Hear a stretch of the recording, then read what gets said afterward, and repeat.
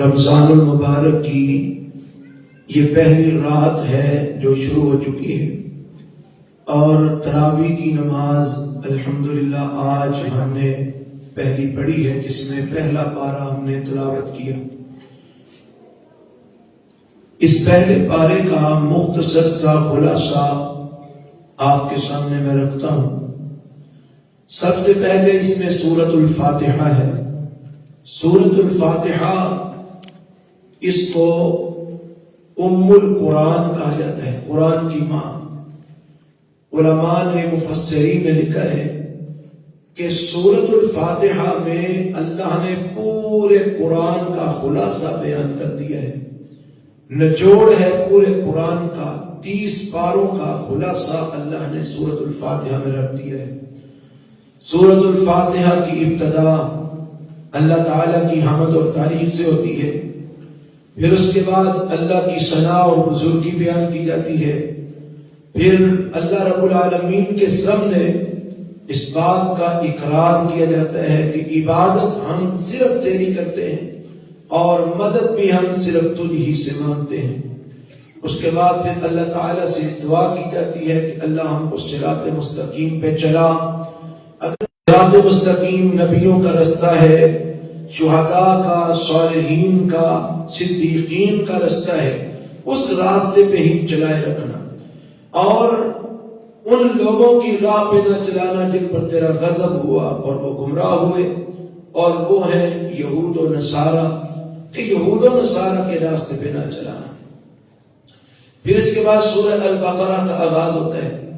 سورہ البقرہ وہ سورت ہے جس کے بارے میں رسول اکرم جناب محمد الرسول اللہ صلی اللہ علیہ وسلم نے ارشاد فرمایا کہ یہ سورت اپنے گھروں میں پڑھا کرو، اور یہ ایسی سورت ہے کہ جس سورت کا مقابلہ باطل پرست شیاطین نہیں کر سکتے۔ یعنی جس گھر میں سورۃ البقرہ پڑھی جائے وہاں پر شیاطین اپنا بسیرا نہیں رکھ سکتے، اور وہاں پر جادوگر اپنے جادو کے عمل میں کامیاب نہیں ہو سکتے۔ اور سورۃ البقرہ جس گھر میں پڑھی جاتی ہے وہاں پر جادو ٹونے کے اثرات اللہ کی رحمت سے ختم ہو جاتے ہیں۔ تو یہ سورہ بقرہ بڑی فضیلت والی سورت ہے، اس کو گھروں میں پڑھتے رہنا چاہیے۔ سورۃ البقرہ کے آغاز میں اللہ ذوالجلال والاکرام نے اس کتاب کا تعارف کروایا، قرآن مجید کا۔ فرمایا ذالک الکتاب لا ریب فیہ، یہ ایسی کتاب ہے جس میں کوئی شک و شبہ نہیں ہے، اور یہ کتاب ھدی للمتقین، یہ متقین کو ہدایت دینے والی ہے۔ متقین کی پھر صفات اللہ نے قرآن مجید کے شروع میں سورۃ البقرہ کے آغاز میں ان کی صفات بیان کی ہیں، اہل ایمان کی، اہل تقوی کی۔ فرمایا کہ وہ لوگ غیب پہ ایمان رکھتے ہیں اور نماز قائم کرتے ہیں، جو اللہ نے ان کو دیا ہوا ہے مال، جان، رزق، وقت، اس میں سے اللہ کی راہ میں خرچ کرتے ہیں، اور آپ صلی اللہ علیہ وسلم پر اتاری ہوئی کتابوں پر بھی ایمان لاتے ہیں، اور آپ پر جو پہلی اترنے والی کتابیں ہیں ان پر بھی ایمان رکھتے ہیں، اور آخرت پر یقین رکھتے ہیں۔ تو آخر میں اللہ نے فرمایا یہ صفات جن لوگوں میں پائی جاتی ہیں یہ لوگ اپنے رب کی طرف سے ہدایت پر ہیں، اور یہی لوگ کامیاب ہیں، کامران ہیں۔ اللہ ہمیں ان لوگوں میں شامل فرما دے۔ پھر اس کے بعد اللہ نے کفار کا تذکرہ کیا کہ وہ کافر جنہوں نے حق کو قبول کرنے سے انکار کر دیا، فرمایا برابر ہے کہ آپ ان کو ڈراؤ یا نہ ڈراؤ، وہ ایمان نہیں لائیں گے، کیونکہ اللہ نے ان کے کفر پر حد قراص انہوں نے چونکہ کر لی ہے، وہ کفر پر آگے بڑھ چکے ہیں، اس لیے اللہ نے ان کے دلوں پر مہر لگا دی۔ ختم اللہ علی قلوبہم، اللہ نے ان کے دلوں پہ مہر لگا دی، ان کے کانوں پہ مہر لگا دی، ان کے دل حق کو قبول کرنے کے قابل نہیں ہیں، ان کے کان حق کو سننے کے، قبولیت والا سننے کے قابل نہیں ہیں، اور اللہ نے ان کی آنکھوں پہ پردہ ڈال دیا، وہ حق کی راہ نہیں دیکھ سکتے۔ تو اللہ تعالیٰ نے یہ کفار کا تذکرہ کیا۔ آگے فرمایا یہ کفار کا تذکرہ کرنے کے بعد پھر اللہ نے منافقین کا تذکرہ کیا، اور یہ تین ہی گروہ ہیں، ایک مومنوں کا، ایک کافروں کا اور ایک منافقین کا۔ مومنوں کا بھی تذکرہ شروع میں کر دیا، کفار کا بھی شروع میں کر دیا، اور پھر آگے منافقین کا بھی تذکرہ کر دیا کہ منافقین وہ کون ہیں؟ منافق وہ ہیں جو بظاہر اسلام کا لبادہ اڑے ہوئے ہیں لیکن ان کے اندر کفر ہے، جس طرح کہ عبداللہ بن ابی جو رئیس المنافقین تھا، منافقوں کا سردار تھا، تو اس منافق اور اس کی جو جماعت تھی ان کے اندر کفر تھا لیکن بظاہر انہوں نے اسلام کا لبادہ اوڑھ رکھا تھا۔ تو یہ منافقوں کا تذکرہ کیا، اور آگے پھر باتیں ان کے حوالے سے بیان کی کہ ان کو کہا جاتا ہے منافقوں کو کہ فساد نہ کرو، تو وہ کہتے ہیں کہ ہم تو اصلاح کر رہے ہیں، یعنی انہوں نے فساد کا نام اصلاح رکھ دیا۔ اور ان کو کہا جاتا ایمان لاؤ جس طرح صحابہ کرام ایمان لائے ہیں، تو معاذ اللہ وہ آگے سے کہتے کہ کیا ہم اس طرح ایمان لائے جس طرح بے وقوف ایمان لائے ہیں؟ توبہ نعوذ باللہ۔ جنہوں نے صحابہ کرام کو الیاذ باللہ بے وقوف کہا تو اللہ رب العالمین نے اسی انداز میں جواب دیتے ہوئے کہا الا انہم هم السفہاء، وہ خود بے وقوف ہیں ولکن لا یعلمون، وہ جانتے نہیں ہیں۔ یعنی انہوں نے صحابہ کو بے وقوف کہا، اللہ نے ان کا جواب دیتے ہوئے کہا کہ میرے نبی کے صحابہ تو بے وقوف نہیں، وہ تو ایمان والے ہیں، یہ خود بے وقوف ہے جو میرے نبی کے صحابہ کو بے وقوف کہتے ہیں۔ تو اس طرح اللہ نے یہ منافقوں کا تذکرہ کیا، ایک عقیدے کا منافق، ایک عملی منافق۔ یہ جن منافقوں کا تذکرہ ہے یہ عقیدے کے منافق ہیں، ان کا عقیدہ کفریہ ہے، بظاہر انہوں نے اسلام کا لبادہ اوڑھ رکھا ہے لیکن اندر ان کے کفر ہے۔ ایک ہے عملی منافق۔ عملی منافق کے بارے میں امام الانبیاء جناب محمد رسول اللہ صلی اللہ علیہ وسلم نے فرمایا کہ 4 علامات ہیں جو منافق میں پائی جاتی ہیں، اگر چاروں اکٹھی ہوں تو وہ خالص منافق ہے، اور اگر ان میں سے کوئی ایک ہو، 2 ہو، 3 ہو تو کہا جائے گا کہ اس میں منافقت کی نشانیاں پائی جاتی ہیں۔ وہ کون کون سی ہے؟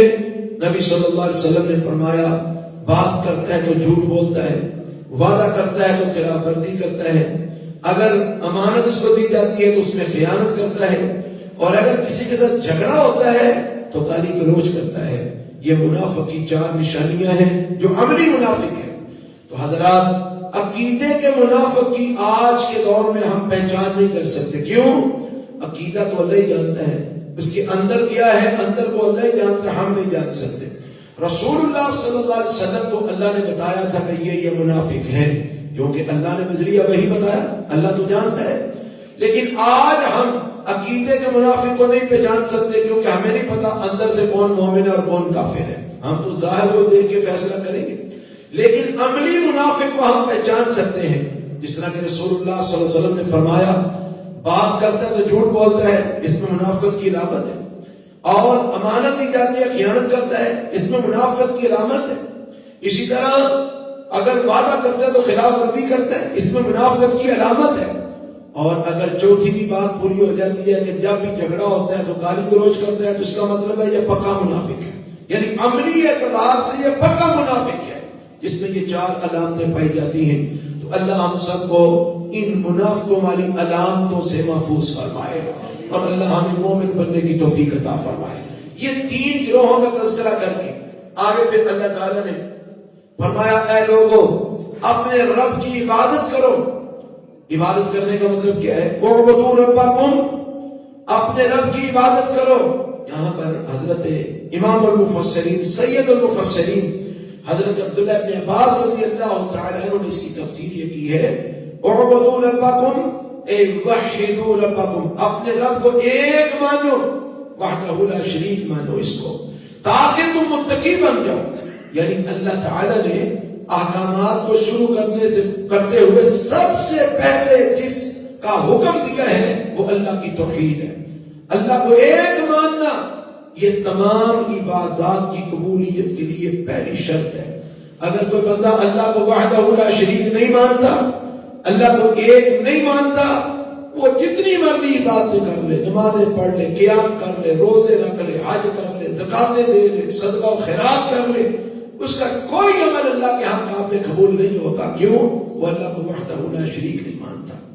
تو اس کے بعد اللہ رب العالمین نے پھر اپنے قرآن کے حوالے سے چیلنج کیا. فرمایا یہ قرآن ہم نے اتارا ہے, اگر کسی کو شک ہے تو اس جیسا لے کے آئے, کوئی ایک سورت لے آئے, کوئی ایک آیت لے آئے. فرمایا قیامت تو آ سکتی ہے لیکن تم اس قرآن جیسا قرآن نہیں لا سکتے. تو جب تم لا نہیں سکتے تو پھر اس کا بہترین حال یہ ہے کہ اس کو مان لو, اس پر ایمان لے آؤ. اگر نہیں مانو گے تو پھر وہ اس جہنم سے ڈر جاؤ جو اللہ نے کافروں کے لیے تیار کی ہے. نہیں مانو گے تو جہنم میں جاؤ گے. اللہ تعالیٰ ہمیں قرآن مجید کو منزل من اللہ مانتے ہوئے اس کے احکامات پر عمل پیرا ہونے کی توفیق عطا فرمائے. پھر اللہ تعالیٰ نے جنتیوں کی, ایمان والوں کو جنت کی بشارت دیتے ہوئے یہ کہا کہ جو ایمان لانے والے ہیں, نیک اعمال کرنے والے ہیں, ان کے لیے جنت کی بشارت ہے. اللہ ان کو جنت میں داخل کرے گا جہاں پر نہریں چلتی ہیں, اور وہاں پر جو رزق دیے جائیں گے, ہر دفعہ جو ان کو رزق دیے جائے گا وہ پہلے سے بہتر ہوگا, پہلے سے اعلیٰ ہوگا, پہلے سے اس کا ذائقہ مختلف ہوگا. تو اللہ تعالیٰ جنت کے رزق کی بات کرتے ہیں, جنت کی نعمتوں کی بات کرتے ہیں, اور کہ یہ اللہ ایمان والوں کو عطا فرمائے گا, ان کے لیے خوشخبری ہے. تو اسی طرح اللہ رب العالمین نے پھر آگے اسی بارے میں حضرت آدم علیہ السلام کا تذکرہ کیا کہ آدم علیہ السلام کو اللہ نے بنایا. تو اللہ نے کہا فرشتوں کو کہ میں ایک خلیفہ بنانے والا ہوں. انہوں نے کہا کہ کیا کرے گا بنا کے, وہ زمین میں فساد کریں گے, خون خرابہ کریں گے. اللہ نے فرمایا کہ ان کو بنانے کا جو میں مقصد جانتا ہوں وہ تم نہیں جانتے.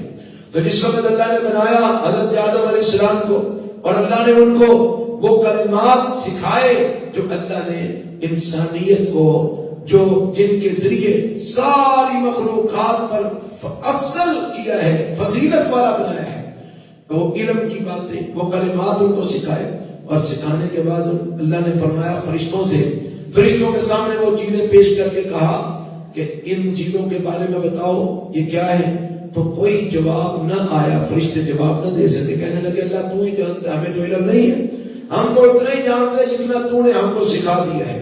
تو اللہ نے حضرت آدم علیہ السلام سے کہا تم ان کو بتاؤ. تو آدم علیہ السلام نے ان چیزوں کے نام بھی بتا دیے, ان کی خاصیتیں بھی بتا دی, ان کے بارے میں سارا تعارف کروا دیا. تو جب فرشتوں نے دیکھا کہ جس آدم کو اللہ نے پیدا کیا ہے اس کو تو اللہ نے ہم سے زیادہ علم والا بنایا ہے, فضیلت عطا کی ہے, تو پھر فرشتوں نے اقرار کیا, یعنی وہ کہنے لگے سبحانک لا علم لنا الا ما علمتنا انک انت العلیم الحکیم. تو پھر اللہ نے آدم علیہ السلام کے سامنے فرشتوں کو حکم دیا کہ اس کو سجدہ کرو. سب نے آدم علیہ السلام کو سجدہ کیا. یہ سجدہ تعظیمی تھا. اللہ نے تعظیم کے طور پہ حضرت آدم علیہ السلام کو سجدہ کروایا. تو یہ یاد رکھیے یہ اللہ نے کروایا, لیکن اب ہماری شریعت میں تعظیماً کسی کو سجدہ کرنا جائز نہیں ہے.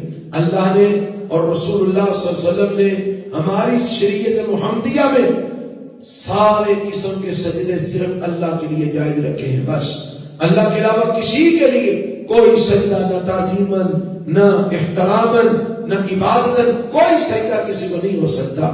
رسول اللہ صلی اللہ علیہ وسلم نے فرمایا اگر میری امت میں کسی کے لیے سجدہ جائز ہوتا تو میں عورت کو حکم دیتا کہ وہ اپنے خامن کو سجدہ کرے, لیکن میری شریعت میں اللہ کے علاوہ کسی کے لیے سجدہ جائز نہیں ہے.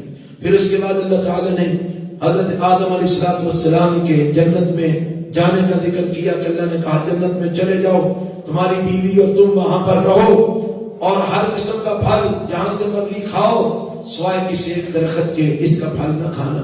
لیکن شیطان نے, ابلیس نے, جس کو گوارا نہیں تھا کہ یہ آدم جو ہے نا وہ جنت میں کیوں چلا گیا, اس نے ان کو بہلایا پھسلایا اور اس درخت کا پھل جو ہے نا وہ کھلا دیا.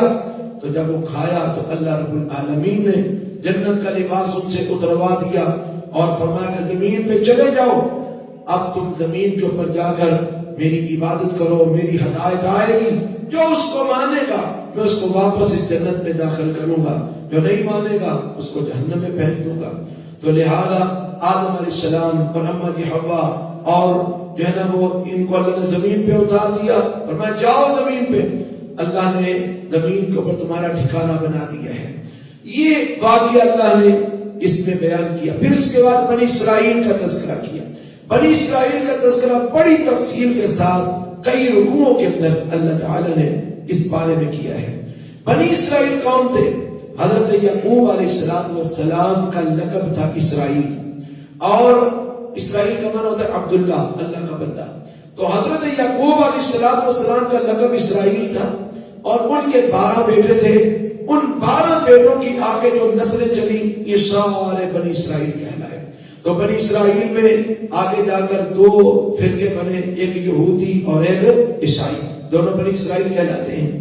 تو اللہ رب العالمین نے ان بنی اسرائیلیوں پر بڑے انعامات کیے، اور ان کے اس کے بدلے میں اللہ نے ان سے ایک ہی مطالبہ کیا، کیا اللہ کی کتاب کو مضبوطی سے پکڑ لو، اپنے نبی کی اطاعت کرو، شرک نہ کرنا، اپنے نبی کی فرما برداری کرنا. لیکن جتنے ان بنی اسرائیلیوں پر اللہ نے انعام زیادہ کیے، اتنی ہی انہوں نے اللہ کی ناشکری زیادہ کی، اللہ کی مخالفت زیادہ کی، اپنے رسولوں کی مخالفت زیادہ کی، حتیٰ کہ انہوں نے ہزاروں نبیوں کو قتل کر دیا. یقتلون النبیین بغیر الحق. اللہ نے یہودیوں کے بارے میں کہا کہ یہ انبیاء کو ناحق قتل کرتے تھے. یہ اتنے بدبخت لوگ ہیں، انہوں نے انبیاء کو بھی معاف نہیں کیا اور قتل کر دیا. کیوں قتل کرتے تھے؟ کہ انبیاء ان کو حق بات بتاتے تھے اور ان کو ان کاموں سے روکتے تھے جن کاموں سے اللہ نے روکا ہے. لیکن یہ رکنے کی بجائے انبیاء کے دشمن بن جاتے، ان کو قتل کر دیتے، ان کو جھٹلا دیتے. تو یہ اللہ تعالی نے ان کا تذکرہ کیا، اور پھر آخر کار انجام کیا ہوا؟ اللہ نے پھر ان سے ساری نعمتیں، سارے مقام، عزتیں، احترام ان سے چھین لیے، اور اب اللہ نے وہ مقام، وہ شان، وہ عزتیں اللہ نے امت محمدیہ کو. بنی اسرائیل کا ذکر ہے آخر میں، اس پارے کے آخر میں جہاں پر بنی اسرائیل کا تذکرہ جا کے ختم ہوتا ہے، وہاں پر اللہ تعالی نے حضرت ابراہیم اور حضرت اسماعیل علیہ السلام کا تذکرہ کیا ہے کہ حضرت ابراہیم اور حضرت اسماعیل علیہ السلام ان دونوں کو اللہ تعالی نے حکم دیا کہ میرا گھر بناؤ، بیت اللہ کو بناؤ. بیت اللہ بنایا، اور پھر فرمایا کہ طہرا بیتی للطائفین والعاکفین والرکع السجود. میرے گھر کو طواف کرنے والوں کے لیے، اعتکاف کرنے والوں کے لیے، رکوع و سجود کرنے والوں کے لیے پاک کرو. انہوں نے اللہ کے گھر کو پاک کیا. تو ذرا یہاں سے اندازہ لگائیے کہ مسجدوں کو بنانا اور مسجدوں کو پاک اور صاف کرنا، ان کی صفائی ستھرائی کرنا اتنا اعلیٰ عمل ہے کہ اللہ نے اپنے جلیل القدر نبیوں کو، پیغمبروں کو حکم دیا کہ یہ کام کرو. حضرت ابراہیم علیہ السلام جد الانبیاء، حضرت اسماعیل علیہ السلام کے بیٹے، جن کی نسل سے اللہ نے امام الانبیاء جناب محمد رسول اللہ صلی اللہ علیہ وسلم کو پیدا فرمایا. ان دونوں نبیوں کو حکم ہو رہا ہے طہرا بیتی للطائفین، میرے گھر کو پاک کرو، طواف کرنے والوں کے لیے، اعتکاف کرنے والوں کے لیے، رکوع و سجود کرنے والوں کے لیے، نماز پڑھنے والوں کے لیے. تو حضرات یہ اللہ کے گھر بیت اللہ ابراہیم علیہ السلام نے بنایا. تو اللہ نے پھر ابراہیم علیہ السلام کے حوالے سے فرمایا وَمَن يَرْغَبُ عَن مِلَّةِ إِبْرَاهِيمَ إِلَّا مَنْ سَفِيَ نَفْسَهُ. یاد رکھو ابراہیم علیہ السلام کے دین سے منہ نہ موڑنا، ملت ابراہیم سے انحراف نہ کرنا. اور دین ابراہیم کیا ہے؟ دین ابراہیم یہ ہے لا الہ الا اللہ، اللہ کے سوا کوئی معبود نہیں. ابراہیم علیہ السلام نے ساری زندگی اللہ کی توحید کی دعوت لوگوں کو دی. لوگوں الہ ایک ہی ہے، عبادت کے لائق صرف ایک ہی ہے، اس کے سوا کوئی عبادت کے لائق نہیں، کوئی سجدے کے لائق نہیں، کوئی رکوع کے لائق نہیں، صرف ایک اللہ وحدہ لا شریک. اور اللہ نے ابراہیم علیہ السلام کے بارے میں کہا حنیفا وما کان من المشرکین، وہ یک طرفہ تھے، وہ مشرک نہیں تھے، انہوں نے کبھی شرک نہیں کیا تھا. تو یہ ابراہیمی دین کے بارے میں اللہ کہتا ہے ابراہیمی دین سے منہ وہی موڑے گا جو بے وقوف ہوگا. تو اس لیے ابراہیمی دین سے منہ نہیں موڑنا، یہ ابراہیمی دین سے منہ موڑنا، شرک کرنا، یہ بے وقوف لوگوں کا کام ہے. عقل مند لوگ شرک نہیں کیا کرتے، عقل مند لوگ ابراہیم علیہ السلام کے دین سے اعراض نہیں کرتے.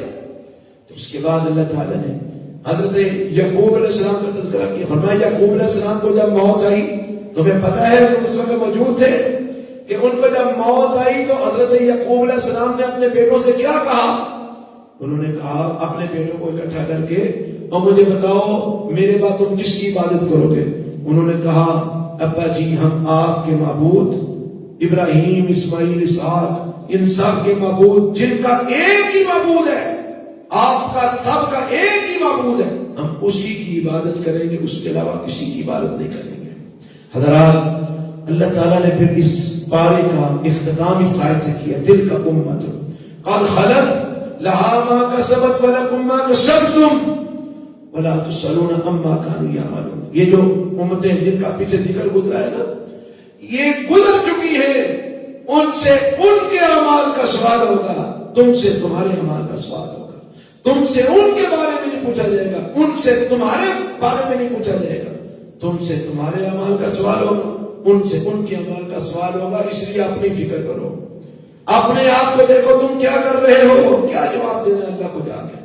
تو یہ پہلے پارے میں جو باتیں اللہ نے بیان کی ہیں اس کا میں نے مختصر سا خلاصہ آپ کے سامنے رکھ دیا ہے۔ انشاءاللہ ایسے ہی ہم روزانہ جو پارہ پڑھیں گے اس کا یہی 20 منٹ کے اندر اندر انشاءاللہ ہم مختصر سا خلاصہ بیان کیا کریں گے۔